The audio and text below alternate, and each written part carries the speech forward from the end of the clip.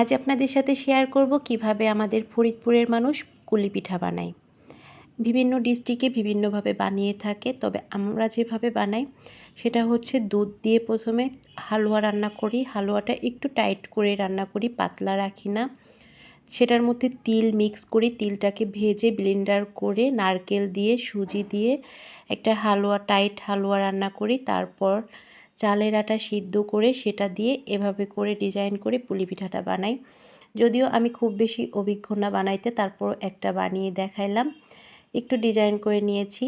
আমি অনেক জায়গায় দেখেছি যে নারকেল আর আখের গুড় অথবা খেজুর গুড় মিক্স করে জাল করে তারপর পুলি পিঠাটা বানিয়ে থাকে, তবে আমরা হালুয়া দিয়েই পুলি পিঠাটা বানিয়ে থাকি। আপনারা কিভাবে পুলি পিঠাটা বানান কমেন্ট করে জানাবেন। আর কে কে এই পিঠাটা পছন্দ করেন? শীতকালীন বিভিন্ন পিঠার মধ্যে এই পুলি পিঠাটা আমার ভীষণ পছন্দ।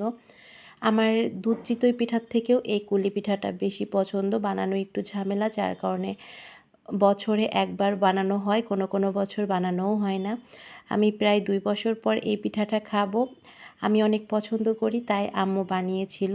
মানে সবাই মিলেই বানিয়েছিলাম। একা একা এরকম পিঠাগুলো বানানো অনেক কষ্ট। আমাদের বাড়িতে কিন্তু অনেক পিঠা বানানো হয়। আমার পিঠার ভিডিওগুলো যদি ভালো লাগে অবশ্যই আমার পেজটা ফলো দিয়ে রাখবেন।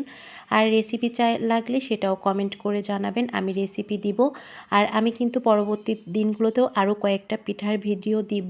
আশা করছি ওই ভিডিওগুলো আপনাদের কাছে ভালো লাগবে, তাই বললাম পেজটা ফলো দিয়ে পেজের সাথেই থাকবেন। তো এই তো আমাদের পিঠার ফাইনাল লুক।